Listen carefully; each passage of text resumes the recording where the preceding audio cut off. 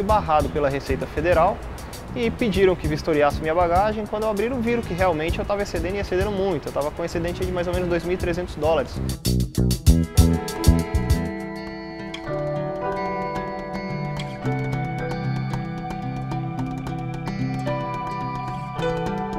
Havia uma ofensa grave ao meio ambiente. A construção do imóvel foi feita sem as licenças. Então, quem constrói sem as licenças nessa situação se sujeita às sanções que a lei prevê.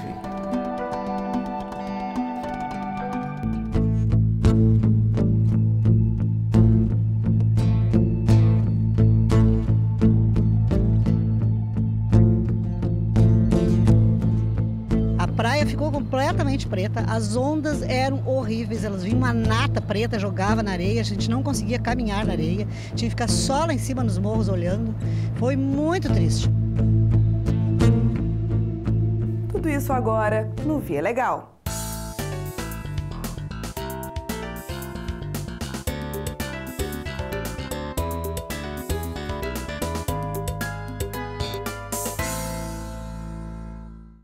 Boa parte dos municípios prefere deixar o serviço como está, nas mãos das concessionárias.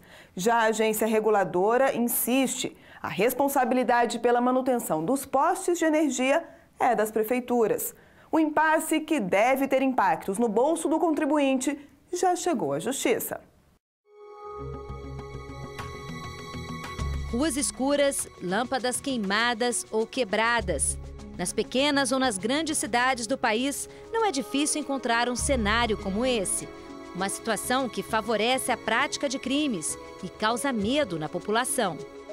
Depois das 6 horas fica difícil para estar andando. Para a gente, eu faço meu serviço praticamente a pé, eu acho bem inseguro. Dá medo, é claro, principalmente com a violência que hoje impera, não só na cidade de Limeira, como em todo o estado e todo o país, né? Quanto mais escuro, é mais favorável, mais propício para os bandidos atacarem a gente. A iluminação pública está entre os serviços essenciais que devem ser oferecidos pelo Estado. Hoje, em parte das cidades, o trabalho é feito por concessionárias, que também são responsáveis pela manutenção dos postes. Mas isso deve mudar. É que a partir de 31 de janeiro de 2014, essa tarefa será transferida para os municípios. A mudança está prevista em uma resolução da Agência Nacional de Energia Elétrica, a ANEEL. Continuam sob responsabilidade da distribuidora, cabos, postes e transformadores, né? Agora, a parte afeta a iluminação pública, que seria o braço, a luminária, né? A lâmpada, o reator, o relé e os cabos que fazem a conexão desse sistema com o sistema de energia elétrica, é que estão sendo transferidos ao poder público municipal. Mas muitos municípios alegam não ter estrutura técnica para fazer a manutenção. A Prefeitura de Limeira, no interior de São Paulo, fez os cálculos e concluiu que a medida geraria um custo de R$250 mil por mês. Em toda a cidade, são 34 mil pontos de iluminação pública. Essa transferência vai resultar, inevitavelmente, num ônus maior para o município, que vai ter que arcar tanto com a manutenção desses pontos de iluminação pública, quanto o custo dos materiais necessários, como lâmpadas, reatores, para a manutenção desse serviço. Já a concessionária responsável pelos serviços na região diz que vai colaborar com a mudança. Na parte da iluminação pública, cada município vai ter que se adequar à sua realidade local. Na parte da Electro, nós estamos dando apoio aos municípios, disponibilizando informações, histórico de ocorrências, enfim, subsidiando cada município para poder enfrentar essa transferência. Mas os problemas vão além da questão financeira e da falta de estrutura. Para este advogado, a ANEEL não tem competência para impor uma obrigação aos municípios. Essa resolução é ilegal e inconstitucional. É ilegal porque existe o decreto 41.019, que já delega o serviço de manutenção às concessionárias de energia, de acordo com o artigo 5º. É inconstitucional porque o artigo 21 da Constituição Federal, ela dá competência exclusiva à União para explorar o serviço de energia, inclusive os serviços de iluminação pública. A ANEEL cria uma instrução normativa que torna obrigado o município a fazer um serviço que é de competência da concessionária. O que não pode ocorrer é essa obrigatoriedade. Isso se torna ilegal. E o impasse foi parar nos tribunais. Só no estado de São Paulo, 15 municípios já recorreram à justiça, alegando que a resolução da ANEEL é inconstitucional. Pelo menos 5 deles conseguiram uma decisão provisória, obrigando as concessionárias a continuarem prestando serviço. De acordo com a ANEEL, em 60% das cidades, a manutenção da iluminação já é de responsabilidade do poder público. A agência admite que a mudança deve causar impactos aos cofres dos municípios, principalmente no caso de cidades com menos de 20 mil habitantes. Mesmo assim, defende o cumprimento da resolução para que haja uma melhoria nos serviços. O que a gente tem plena convicção é que essa gestão, ficando sob, inclusive, a competência do município, e isso a experiência já tem comprovado, melhora em muito a gestão da iluminação pública. Já este advogado garante que a mudança vai mexer no bolso do consumidor. A cobrança deve ser feita na própria conta de luz. Nós vamos ter um aumento de CIP, que é a contribuição de iluminação pública, ou nós vamos ter a criação da CIP para os municípios que ainda não têm. Ou seja, haverá um escalonamento de consumo e dentro desse consumo um valor a ser aplicado em cada conta de consumo. O contribuinte hoje vai sofrer com isso. Injusto isso. A gente já paga tanta coisa, né? E agora eles cobram da gente, né?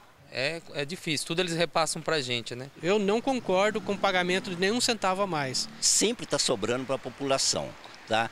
Tudo que vai fazer, tudo que vai implantar, a primeira coisa é uma taxa a mais que a população tem que pagar. E a população já paga muita coisa e ninguém aguenta pagar mais tantos impostos quanto o povo brasileiro paga.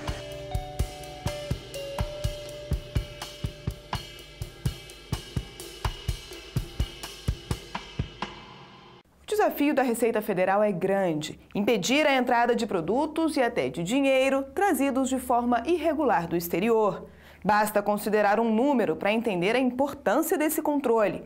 Por ano, o Estado deixa de arrecadar 100 bilhões de reais por causa de crimes como contrabando, descaminho e pirataria. Há pouco menos de 2 anos, Guilherme desembarcou no Brasil com a mala cheia de eletrônicos. Ele sabia que o valor gasto no Paraguai superava e muito o limite de $500 permitido para compras no exterior. Eu não cheguei a contar com a sorte. Eu te falo que eu fui preparado para comprar e pagar até o excedente, com consciência que ainda assim seria mais barato. E não deu outra. Quando chegou ao aeroporto de Brasília, a bagagem não passou despercebida. Fui barrado pela Receita Federal e pediram que vistoriasse minha bagagem. Quando abriram, viram que realmente eu estava excedendo e excedendo muito. Eu estava com excedente de mais ou menos $2.300. O agente de viagem conta que só não foi obrigado a pagar o excedente porque provou que já havia sido vistoriado e liberado na Ponte da Amizade, que liga o Brasil ao Paraguai. Depois de muita verificação, de quase perder o voo, ela verificou a minha frequência de entrada e saída lá em Foz do Iguaçu, viu que eu realmente não tinha intuito de contrabandear nenhum equipamento e me liberou. Um dos maiores objetivos da Receita Federal é mesmo evitar que mercadorias compradas no exterior entrem no país de forma irregular. Por isso, a ordem é barrar na alfândega produtos proibidos ou que simplesmente não foram declarados. Roupas compatíveis com a viagem, um perfume, cremes, coisas de uso pessoal mesmo, não entram na cota. Mas, por exemplo, nada justifica uma pessoa trazer 15 camisetas para serem... né? Porque pressupõe comércio. Nossa preocupação é inibir o comércio, porque vai competir com as pessoas que pagam tributos e é uma concorrência desleal. Nos casos em que a quantidade de mercadoria sugere que a intenção é o comércio, os produtos ficam retidos. Outra atribuição da Receita Federal nos aeroportos é impedir que pessoas trazendo mais de R$10 mil em espécie passem daquele portão. A regra é para evitar sonegação fiscal e lavagem de dinheiro, mas nem sempre é respeitada. Recentemente, um colombiano foi flagrado ao desembarcar no Brasil com R$21 mil. Ele recebeu a chamada pena de perdimento. Ficou sem os R$11 mil que excediam o limite previsto em lei. Inconformado com o confisco do dinheiro, que nesses casos é encaminhado ao Banco Central, o estrangeiro decidiu brigar nos tribunais. Alegou que no país onde vive é permitido entrar com até 10 mil dólares, valor que, segundo ele, era equivalente aos 21 mil reais que trouxe ao Brasil.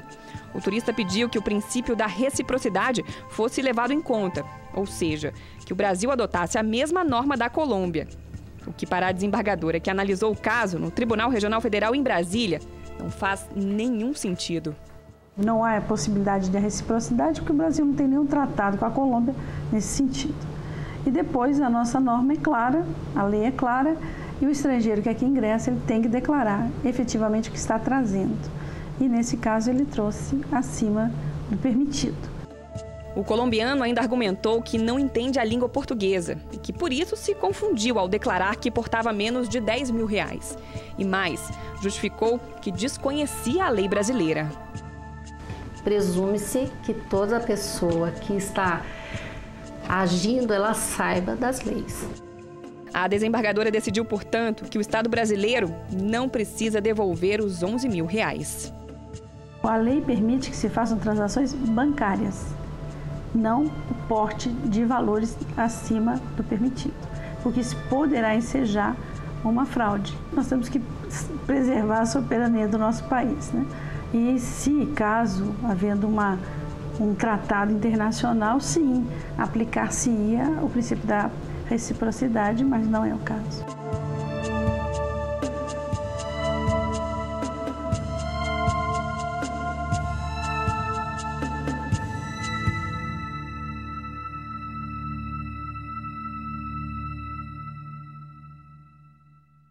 Uma decisão do Supremo Tribunal Federal é aguardada por milhares de brasileiros. São pessoas que, mesmo aposentadas, continuaram trabalhando e que agora brigam para trocar o atual benefício por um outro melhor.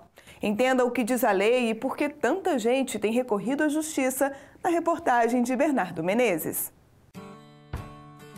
Quando o assunto é aposentadoria, as dúvidas são muitas. E as preocupações também. Os desafios são grandes, né? No dia a dia a pessoa tem que acabar voltando a trabalhar para poder completar a renda, né? E continuar empregado na ativa significa continuar contribuindo com a Previdência. Mas e o benefício? É alterado por causa dessa espécie de trabalho extra? Esta é uma reivindicação cada vez mais comum. Seu Antenor, de 74 anos, tentou ampliar o valor da aposentadoria. 2 décadas atrás, ele se aposentou depois de uma longa jornada profissional. Começou como auxiliar de pedreiro, depois fez serviços gerais, de almoxarifado, foi comerciário. A lista parece não acabar. O dinheiro não está dando. O dinheiro da aposentadoria, sempre quando vinha o aumento salarial dado pelo governo, sempre nunca atingia aquele salário que a gente esperava, sempre caindo. Mesmo aposentado, o Antenor se manteve na ativa, sempre recolhendo o INSS. Em 2012, com a ajuda do filho, ele decidiu pedir a desaposentação. A intenção era renunciar à condição de aposentado para depois entrar com outro pedido.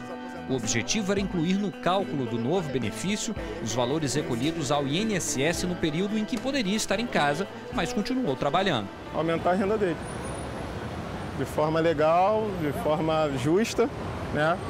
Como ele mesmo falou, o salário dele só veio decaindo de todos esses anos para cá. Ele se aposentou com aproximadamente 3 salários mínimos, hoje ele ganha 1 salário. É muito pouco, a gente sabe que o salário mínimo não cobre as despesas, né, de uma família, ainda mais uma pessoa da idade dele, com 74 anos, gasto com médico, gasto com saúde, remédio. Não dá. O problema é que o INSS não entendeu que essa era uma forma legal ou justa de melhorar a aposentadoria. Antenor então decidiu procurar a justiça, mas não deu certo. O processo foi parar no Tribunal Regional Federal, que também negou o pedido do segurado. O desembargador que cuidou do caso destacou que a aposentadoria tem caráter alimentar e, por isso, não pode ser renunciada. Na decisão, o magistrado ressaltou ainda que a revisão do benefício por meio da desaposentação poderia gerar desequilíbrio nas contas da Previdência, além de representar um tratamento desigual. O desembargador explicou que muitos segurados adiam a aposentadoria para conseguir um benefício maior. Uma realidade diferente da de Antenor, que acumulou o benefício e o salário por 20 anos. O advogado do segurado discorda dessa tese. ferimento ao princípio da isonomia somente ocorreria se alguns tivessem direito à desaposentação e outros não, nas mesmas circunstâncias de contribuição. Ou seja, alguém aposentado continuou contribuindo e teve direito à desaposentação, outro alguém também aposentado, tendo também continuado a contribuir após a aposentadoria, não tivesse direito à desaposentação. Aí nós teríamos tratamentos diferentes para as mesmas condições de pessoas distintas. O ponto final a esta discussão, quem vai dar é o Supremo Tribunal Federal. A Corte Máxima já recebeu 2 recursos extraordinários sobre o tema, um de 2003 e outro de 2011, que ainda não foram julgados. Mas os ministros já reconheceram que o assunto tem repercussão geral, o que significa que a decisão, qualquer que seja, vai valer para todos os trabalhadores. Nossa equipe conversou com esse especialista em direito previdenciário, que é autor de uma das primeiras publicações sobre o tema. O advogado Fábio Zambiti defendeu o Instituto da Desaposentação. Para ele, a alegação de que a prática provocaria um desequilíbrio nas contas do INSS é mera retórica do governo. Isso é um aspecto que sempre surge em qualquer discussão generalizada em matéria previdenciária no Brasil. Sempre que algum segurado ou grupo de segurados tem uma demanda frente ao INSS, o governo federal apresenta esse argumento que as contas vão ficar desequilibradas, o sistema vai falir, vai quebrar. O especialista argumenta ainda que o trabalhador tem sim o direito de receber um benefício compatível com tudo que contribuiu. A Constituição realmente fala, para ter benefício tem que ter custeio. Então, claro que se tem um custeio, tem que ter algum benefício. E é exatamente o que não acontece com esses trabalhadores que se aposentam, voltam a trabalhar, voltam a contribuir e não tem quase benefício algum em razão disso. Enquanto a questão movimenta os tribunais, trabalhadores como seu Antenor esperam e garantem. Só querem uma aposentadoria mais digna. Daqui uns 2, 3 anos, não aguento mais trabalhar. Como que eu vou viver? Um salário mínimo. Só negócio de conta de luz, conta d'água, os impostos pequenos que tem, roupa, comida. Um salário mínimo vai dar.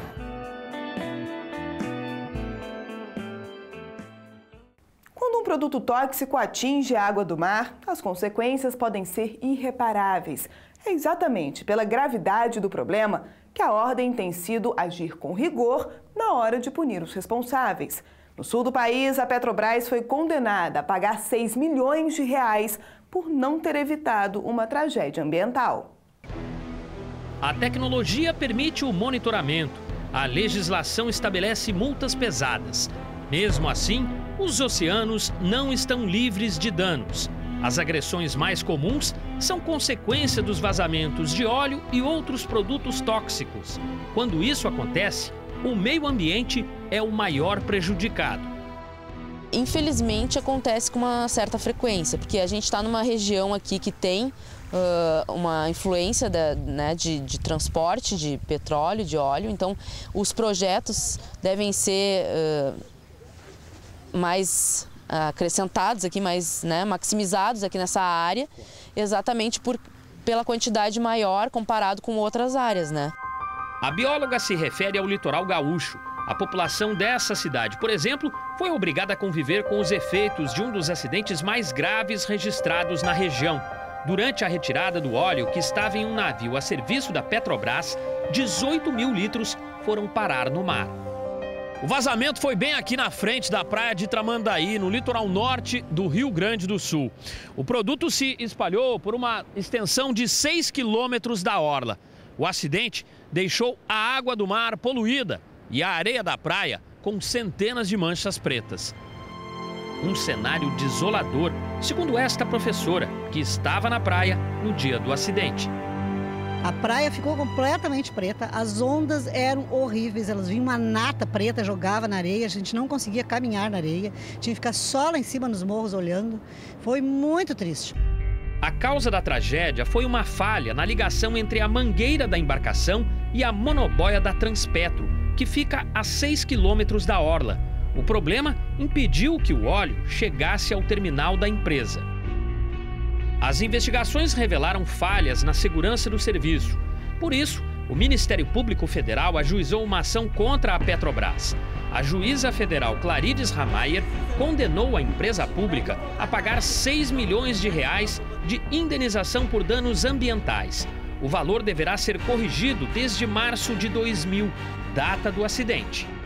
De que, de fato, sejam tomadas todas as medidas, e a tecnologia de ponta para que isso, que a Petrobras certamente ela dispõe, para que isso não volte a acontecer, que esse é o objetivo principal. Ora, não se quer mais derrame de óleo no mar. Na avaliação da juíza, a falta de manutenção das instalações da Petrobras em Tramandaí contribuíram para o vazamento. Numa proporção de 18 mil litros, isso num mar que se movimenta, que tem ondas, que tem energia abundante, quer dizer, o que isso causa, e aqui está apontado que em termos de mar atingiu 1.850 hectares e a nível terrestre 3 a 6 quilômetros de praia. Então, é uma danosidade muito grande. De acordo com esta bióloga do Centro de Estudos Costeiros, Liminológicos e Marinhos da Universidade Federal do Rio Grande do Sul, acidentes como esse podem significar danos irreversíveis à flora e à fauna marinhas. Dependendo do local, ele pode ser bem estratégico, porque pode atingir populações que vivem naquele determinado local, Então, aqui, no nosso caso, os mais atingidos, são os pinguins, os que a gente pode mais ver esse efeito do petróleo, E quem vive na região denuncia. Os grandes acidentes podem até ser raros, mas pequenas ocorrências ainda acontecem com frequência por aqui. Chegou um cheiro forte, tipo de um querosene, algum solvente, chegou primeiro até nós e depois uma mancha escura que chegou e foi em direção à praia. Para o morador também, fica aquela recordação enjoada, aquela coisa, aqueles navios todos na costa despejando todo esse dejeto na praia, para a gente prejudica bastante, sim.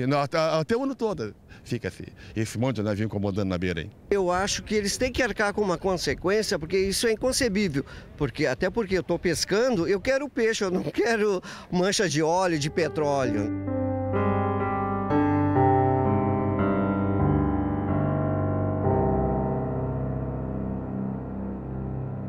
A Petrobras recorreu para tentar diminuir o valor da indenização. A empresa questionou os cálculos feitos pela Justiça. Também argumentou que todos os danos foram reparados de forma rápida e eficaz.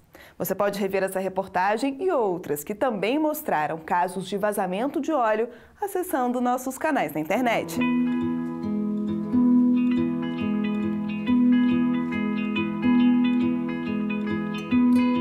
No litoral de Pernambuco, uma casa de luxo foi construída em uma área de proteção. O desrespeito ao patrimônio era tão evidente que a Justiça ordenou a demolição do imóvel. O caminho para chegar ao nosso destino parece bem mais longo que os 100 quilômetros que separam o Recife do município de Tamandaré. Seguimos rumo ao litoral sul do estado, primeiro pelo asfalto. Em seguida, pegamos uma estrada de chão batido e ainda passamos por 3 pontes improvisadas. Sem nenhuma placa de sinalização, o jeito foi apelar para quem mora por aqui. Onde é que fica a praia de Mambucaminha? Uns 20 minutos, mais ou menos. Obrigada. O percurso é bonito, de mata fechada, e à medida que a viagem avança, as casas ficam cada vez mais raras. Finalmente encontramos o mar. O lugar é encantador. Aqui a natureza caprichou em cada detalhe. A água é morna e clara. Um rio e esse manguezal completam a paisagem. O local é área de proteção ambiental, faz parte da APA da Costa dos Corais. O nome não é sem motivo. Aqui podem ser encontradas várias espécies. Algumas são raras, como o cérebro e o coral de fogo. Para crescer, os corais precisam de água limpa e sol. Por isso, qualquer construção erguida requer autorização do Instituto Chico Mendes, o ICMBio. Regra ignorada pelo dono dessa casa, instalada bem no meio da praia. O imóvel é de luxo. Tem piscina, suítes, garagem para barcos, deck, varanda e, claro, uma vista privilegiada. As infrações ambientais também são visíveis. Na parte dos fundos do terreno, a construção desse muro acabou destruindo a vegetação natural. A intervenção atingiu o rio Mumbucabas e o Manguezal. Na faixa de areia, mais irregularidades. Essa barreira de coqueiros foi montada na chamada pré-amar, uma faixa de 30 metros a partir da água que deve ser intocável. O IBAMA constatou a ilegalidade e autuou o proprietário. Foi lá, fez as vistorias, fez vários relatórios, está tudo no processo, justificou tecnicamente o que era que podia, o que não podia. O processo foi formado, a fiscalização também foi no local, verificou, confirmou. O Ministério Público Federal também entrou na história. Depois de reunir provas dos impactos ambientais causados pela construção, entrou com uma ação contra o dono da casa. Antônio Cláudio Cisneiros Cavalcante não tinha a documentação necessária para construir o imóvel. Eles obtiveram apenas alguns alvarás e autorização da própria prefeitura, que também não consultou os órgãos ambientais e, por isso, atendendo até a recomendação nossa, o alvará da residência foi revogado pela própria prefeitura. A ação do Ministério Público foi analisada na Justiça Federal em Pernambuco e a decisão foi taxativa. A casa inteira deve ser demolida. Além disso, o proprietário do imóvel foi condenado a pagar uma multa no valor de R$10 mil e ainda terá de restaurar a vegetação natural. E a lei, no caso o Código Florestal, determinava essas providências, a demolição da casa e de muros de contenção que foram feitos ao redor, porque havia uma ofensa grave ao meio ambiente. A construção do imóvel foi feita sem as licenças. Então, quem constrói sem as licenças nessa situação se sujeita às sanções que a lei prevê. A advogada do proprietário garante que, quando começou a ser construída, a casa estava dentro dos limites permitidos pela lei ambiental. Segundo ela, o que tornou a construção ilegal foi o avanço do mar e a erosão. Dois fenômenos naturais que reduziram a distância entre o imóvel e o oceano. Então, esse problema de diminuição da pré-amar é um problema que todo o litoral pernambucano ele sofre. Mais ou menos 1/3 do litoral pernambucano padece dessa questão, né, da erosão da praia, porque justamente no momento da construção da casa, isso pode ser facilmente verificado através de fotografias mais antigas. Não havia qualquer invasão nessa área de pré-amar. E pretendemos, obviamente, apelar até a última instância para que seja evitada essa lesão ao particular, sem qualquer motivo, na verdade, né, que justifique essa decisão pela demolição da casa. O gestor do ICMBio lamenta o dano ao meio ambiente provocado pela construção da casa e espera que o local seja recuperado. A ideia é que no final de todo o processo a área vai estar de fato recuperada, com restinga, perfil de praia recuperado e adquirido também o direito da população de acessar a praia.